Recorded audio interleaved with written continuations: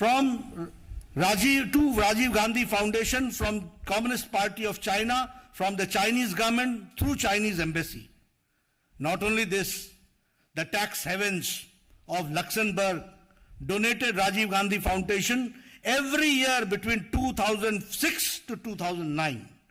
Now you can understand Luxembourg, the tax havens, जहां हवाला में हवाला होता है, ऐसी जगह से राजीव गांधी फाउंडेशन को पैसा मिलना, यह किस बात को इंगित करता है?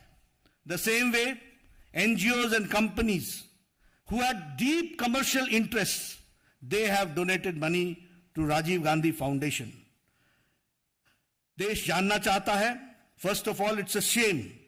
It's a sacrifice of the national interest by accepting money from foreign powers in personal trust. This is what I would like to say straight and forward. That it is a shame sacrificing the national interest by accepting money from foreign powers in personal trust.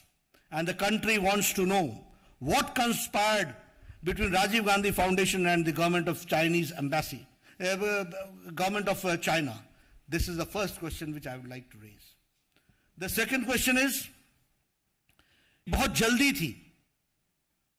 There was tremendous hurry to enter into the East Asia FTA, जिसको हमने बाद में RCEP के नाम से जाना, Regional Comprehensive Economic Partnership. What was the haste? What made Kamal Nath to commit that yes, we will be part of this East Asia FTA, in which China was also there? यह प्रश्न देश जानना चाहता है और यहीं पर नहीं रुकता है. पैरेलली जब हमने अपने आप को ईस्ट एशिया एफटीए के साथ इंगेज करना शुरू किया, जिसको 2019 में आरसेप के नाम पर भारत के यशस्वी प्रधानमंत्री मोदी जी ने 15 देश एक तरफ रहने के बावजूद 16वां देश भारत ने अपने आप को अलग किया, यह कहते हुए कि this is not in the interest of farmers, this is not in the interest of MSME sector, this is not in the interest of the laborers, and this is not in the interest of the agriculture. इसको ध्यान में रखते हुए मोदी जी ने इससे अपने आप को अलग किया. लेकिन जब ये इसमें हम इंगेज हो रहे थे, ईस्ट एशिया जो आरसेप के नाम से जाना जाता है, ईस्ट एशिया एफटीए, तो पैरेलली भारत का चाइना के साथ डेफिसिट ट्रेड 2003 में, जो 2004 में 1.1 बिलियन था, वह बढ़कर के 2013-14 में 36.2 बिलियन हो गया. And this was a deep crisis and weakening of the Indian economy done during the UPA regime. Now this second question is, what was the need to be in a hurry to come to engage in RCEP? Number one. Number two, the question is that parallelly, how the India's trade deficit gained, and from $1.1 billion, it reached to $36.2 billion US dollars. This is what we have to understand. क्या ये quid pro को तो नहीं था? ये कहीं Chinese embassy के द्वारा राजीव गांधी फाउंडेशन को पैसे के कारण ये क्विड प्रो को तो नहीं था? यह भारत की जनता जानना चाहती है. The third question which I would like to say, what is the exact relationship between Indian National Congress and the Communist Party of China? What is the MOU? What is the unsigned MOU and what is the signed MOU? What is the tacit understanding between Congress Party and the Communist Party of China? The country wants to know. And country wants to know the details of the MOU, signed and unsigned. The tacit understanding which has taken place between which takes care of the interest of Chinese or China government through the Indian National Congress. My fourth question is that the Rajiv Gandhi Foundation, RGF, worked in close association with China Association for Internationally Friendly Contact. Rajiv Gandhi Foundation, RGF, ने बहुत closely, बहुत नजदीकी से काम किया Chinese association for internationally friendly contact. और ये जो संगठन है China association for internationally friendly contact, this is a vehicle used by central military commission of China. This is a vehicle used for Central Military Commission of China, which the purpose of this commission is to infiltrate, to influence the voices of the leaders of the other countries. Now I would like to know, what was the role of Rajiv Gandhi Foundation with the friendly contact of China Association of Indian Internationally Friendly? And what was the relationship between Central Military Commission of China, which was trying to infiltrate and influence the policymakers of our country and trying to influence their voices? इसके बारे में हम जानना चाहते हैं. और इसके साथ साथ हम यह भी जानना चाहते हैं कि how much influence and infiltration was done by Chinese government through this Rajiv Gandhi Foundation. So this is my fourth question. Now I come to the fifth question. I have asked 4 questions about the involvement of Chinese government with Rajiv Gandhi Foundation. Now the fifth question is related to the PM National Relief Fund. The country would like to know कि प्रधानमंत्री national relief fund जो लोगों की सेवा करने के लिए है, जो लोगों के हार्ड अर्न मनी है, जो लोगों की राहत पहुंचाने के लिए है, जो प्रधानमंत्री के माध्यम से जनता जनार्दन की सेवा के लिए है, उसमें से 2005 से लेकर 2008 तक राजीव गांधी फाउंडेशन को पैसा क्यों गया? Why the money was diverted from PM National Relief Fund from 2005 to 2008 to Rajiv Gandhi Foundation? This is a question which the country and my country fellow men wants to know. हमारे देशभक्त जानना चाहते हैं. हमारे देश की जनता जिन्होंने पूरी ताकत के साथ प्रधानमंत्री नेशनल रिलीफ फंड को मजबूती प्रदान की, हार्ड अर्न मनी दिया, वह उसका पैसा को राजीव गांधी फाउंडेशन में क्यों डाइवर्ट किया गया? I would also like to know that UPA government में it was forced for multiple ministries like MHA, MHRD, Health Ministry, PSUs like SAIL, like GAIL, like SBI, ONGC, इनको RGF को fund release करने के लिए force किया गया.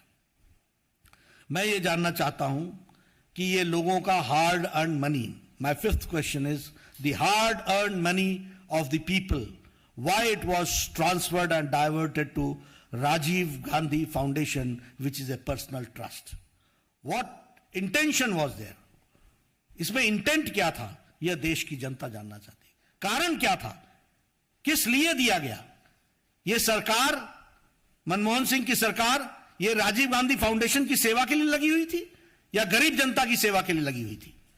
सोनिया गांधी जी के interest को वॉच करने के लिए लगी थी या गरीब जनता की सेवा के लिए लगी थी? यह विषय हमको जानने की जरूरत है और यह देश भी जानना चाहता है. Rajiv Gandhi foundation took hefty donations from major Indian corporates और लोगों के लिए गरीबी का नारा लगाते रहे. The rhetoric was about poor people. गरीबी के बारे में बोलते रहे, लेकिन कॉर्पोरेट्स के साथ बड़े डोनेशंस लिए गए और बड़े डोनेशंस के जगह पर हेफ्टी कॉन्ट्रैक्ट्स दिए गए और यह था क्विड प्रो को. इसको कहते हैं क्विड प्रो को. एक तरफ से पैसे लिए गए और उसी माध्यम से, उनके इन्फ्लुएंस से हेफ्टी डोनेशंस भी लिए गए और हेफ्टी कॉन्ट्रैक्ट्स भी दिए गए. यह मेरा छठा प्रश्न है. मेरा सातवां प्रश्न है कि प्रधानमंत्री नेशनल रिलीफ फंड का ऑडिटर कौन है? Who is the auditor of PM National Relief Fund? The auditor was Thakur, Vaidyanathan and Iyer Company. This was founded by Mr. Rameshwar Thakur, who happened to be the Minister of Finance, State Minister, Union State Minister of Finance. अब आप देखिए national interest कैसे compromise होते हैं. And he was MP of Rajya Sabha for 2 terms. And he was governor of 4 states. 4 states का वो governor था. तो ऐसे Rameshwar Thakur his company was the auditor of PM National Relief Fund for decades together. Country wants to know कि ऐसे लोगों को इस तरीके का कॉन्ट्रैक्ट देकर के क्या सरकार करना चाह रही थी? और आपको यह भी मालूम होना चाहिए कि पीएम नेशनल रिलीफ फंड में एक ट्रस्टी इंडियन नेशनल कांग्रेस का प्रेसिडेंट भी है। इसलिए मैंने कल आरोप लगाया था कि पीएम नेशनल रिलीफ फंड का trustee Sonia Gandhi, PM Rajiv Gandhi foundation का की चेयरपर्सन सोनिया गांधी, खुद पैसा निकालो और खुद अपने ट्रस्ट में डालो। Nation wants to know, country wants to know, ये मैं आपको बताना चाहता हूं, देश के लोग जानना चाहते हैं। राजीव गांधी फाउंडेशन को आज 2019 में 100 करोड़ का corpus as on evaluated on 2019। मैं जानना चाहता हूं कि राजीव गांधी फाउंडेशन को जवाहर भवन के नाम पर वह जमीन करोड़ों की परपेचुअल लीज पर कैसे दी गई? Why was it given and why was it selected only to be given at such a costly place on a perpetual lease? यह भी देश जानना चाहता है। डॉक्टर मनमोहन सिंह ने 100 करोड़ रुपए इनको 1991 के बजट में दिया। उसके बाद कंटिन्यूअस मिनिस्ट्रीज ने, वेरियस मिनिस्ट्रीज ने इनकी फंडिंग की, पीएसयूज ने फंडिंग की। But now the people of India wants to know that why the accounts of Rajiv Gandhi Foundation refused for the CAG auditing. क्यों auditing नहीं हुई? Why it was refused? Why RTI was not applicable in Rajiv Gandhi Foundation? ये इनके अधिनायकवाद का, ये इनका अहंकार का सूचक है। ये कुछ भी कर गुजरेंगे, नियम को धत्ता दिखाएंगे, कानून को धत्ता दिखाएंगे, लेकिन उसके बावजूद भी जो मर्जी होगी वो करेंगे। और आज हम ये जानते हैं कि यह न इसकी सीएजी ऑडिटिंग है और न ही ये आरटीआई के अंदर आता है। ये क्या कारण है? कंट्री वांट्स टू नो, ये मैं आपके सामने बोलना चाहता हूं। और मैं डॉक्टर मनमोहन सिंह से कहूंगा कि what is Sonia Gandhi to hide, number 1, and number 2, Manmohan Singh ji, what have you to say on this monumental loot and the organized plunder of public money? What has Manmohan Singh to say about this monumental loot and about the plunder of the public money? Now my 9th question is, Rajiv Gandhi Foundation not only took money and there were scams, but it also gave donations, dodgy donations. पैसा तो लिया ही लिया, देने का भी काम किया, और वो देने का काम डॉजी तरीके से किया गया। I would like to know कि राजीव गांधी फाउंडेशन ने कैसे डोनेट किया राजीव गांधी चैरिटेबल ट्रस्ट को, जो कंट्रोल्ड होती है बाय फैमिली, परिवार के द्वारा चलती है, और by Christian missionary organisation known as World Vision. अब आप देखिए, पब्लिक मनी को ट्रस्ट में लाओ, ट्रस्ट से प्राइवेट ट्रस्ट में ट्रांसफर करो, और प्राइवेट ट्रस्ट में ट्रांसफर करके उसको अपने निजी स्वार्थों के लिए इस्तेमाल करो। यह काम पकड़ा, और ऑडिट मत कराओ, आरटीआई ना पूछने दो। यह 21वीं शताब्दी के भारत में चल रहा था, यह इस तरीके की गतिविधि चलती रही। Now my 10th and the last question is, आपने बड़ा हल्ला किया, बहुत हल्ला किया मोहिल चोकसी के बारे में। गले फाड़ फाड़ कर मोहिल चोकसी की बात की आपने, जोर जोर से बात की। और ये जो हमारे शहंशाह हैं, शाही शहंशाह, इन्होंने भद्दे शब्दों का इस्तेमाल करते हुए शब्दों की भी गरिमा नहीं रखी। मैंने उस दिन भी कहा था कि शब्दों के चयन से परिवार के संस्कार का पता चलता है। We come to know about the tradition, about the families tradition, but which type of language they used for honourable prime minister we all know. कैसे शब्द इस्तेमाल किए। लेकिन मैं यहां, मेरा अंतिम प्रश्न, 10वां प्रश्न है कि मोहिल चौकसी से आपने राजीव गांधी फाउंडेशन में पैसा क्यों लिया, और आपने मोहिल चौकसी को लोन क्यों दिया, और यह सब करने के बाद बदनाम करने के लिए हमारे यशस्वी प्रधानमंत्री पर आरोप लगाते हो। देश जानना चाहता है कि मोहिल चौकसी से राजीव गांधी फाउंडेशन का क्या संबंध है, और आपने उसको लोन देने में किस किस प्रकार से मदद की है, यह देश जानना चाहता है। मित्रों, ये हाथी के दांत दिखाने के और हैं और खाने के और हैं।